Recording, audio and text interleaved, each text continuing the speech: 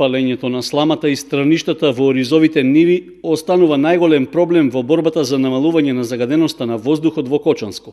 Во локалната самоуправа веќе се размислува како да се променат навиките кај земјоделците од регионот, да не го прават палењето по завршувањето на жетвата или напролет пред почетокот на подготовките на површините за сеидба. Има иницијатива сламата да се откупува и на таков начин земјоделските производители да се принудат да не ја палат.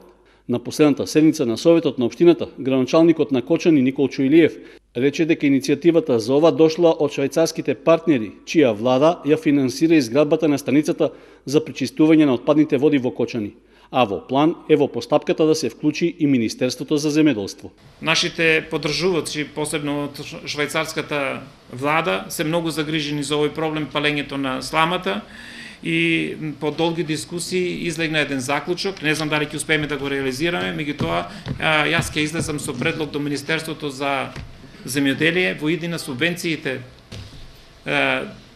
за оризот да бидат врзани со предавање на сламата, не со палење. Се со цел да ги обврзиме собствениците на нивите, да не го палат остатокот од страништата и сламата, туку да го предават, односно веројатно ние ќе видиме со опуштањето на пречистителната станица ќе имаме потреба од слама и ќе со некаков надомност ќе пробаме да ја собираме, се со цел да тој проблем го облажиме, да не речам спречиме.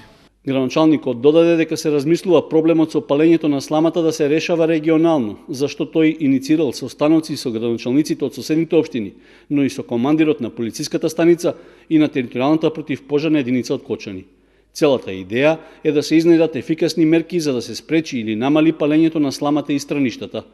Инаку засега нема официјални пресметки колкави количини слама ќе бидат потребни за технолошкиот процес во пречистителната станица за отпадни води кај Мојанци, ниту пак за сумата што би требало да се издвои за оваа намена. Градоначалникот Илиев веќе ги запозна членовите на Советот на општината и најави поширока дебата за иницијативата.